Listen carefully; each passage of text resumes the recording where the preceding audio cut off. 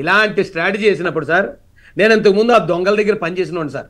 ఇంతకు ముందు ఆ పిరికోళ్ళ దగ్గర పిరిగొడ్డల దగ్గర పనిచేసినోండి సార్. ఈ పసుపు సింహాన్ని చంద్రబాబు నాయుడు గారు పవన్ కళ్యాణ్ గారు ఆశీర్వదించిన ఒక్క సామాన్యుడిని ఎదుర్కోలేని పులివెందుల పిల్లి ఇన్ని డ్రామాలు చేసింది సార్ నా ఒక్కడి మీద. చేస్తే వాళ్ళ దగ్గర నేర్చుకున్న విద్యలే కదా సార్, నాకు తెలుసు కదా వాళ్ళ స్ట్రాటజీలు. అప్పుడు నేను ఒక ఆలోచించాను సార్. ఇప్పుడు ఇలాంటి పరిస్థితుల్లో నన్ను ఇంత గౌరవించినంత అవకాశం కల్పించిన పార్టీ నా వల్ల బ్యాడ్ అయ్యే పరిస్థితి ఉంది. ముందుకెళ్ళిన ఇబ్బందే వెనక్కి వచ్చిన ఇబ్బందే చేసేలాగా ఉన్నారు. నా వల్ల పార్టీ ఒక్కనాటికి బ్యాడ్ రాకూడదు. నా వల్ల చంద్రబాబు నాయుడు గారి మీద ఒక్క మచ్చ కూడా పడకూడదు.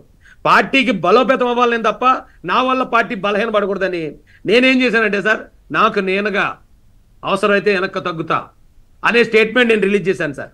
దానివల్ల ఏమైందంటే సార్, ఎస్సీలు ఎవరు నా పార్టీని అగౌరవంగానో లేకపోతే మాకు అవమానం చేసిందని అనుకోరు సార్. ఎందుకంటే మమ్మల్ని అంత గౌరవించిన పార్టీ, ఒక కింద స్థాయి వ్యక్తిని కూడా చట్టసభకు పంపించాలనుకున్న గొప్ప వ్యక్తి. నేను మొన్న కూడా చెప్పాను సార్, బాలయోగ్ గారిని, ఓ ప్రతిభా భారతి గారిని, పెద్ద వాళ్ళని చేసిన పార్టీ అది.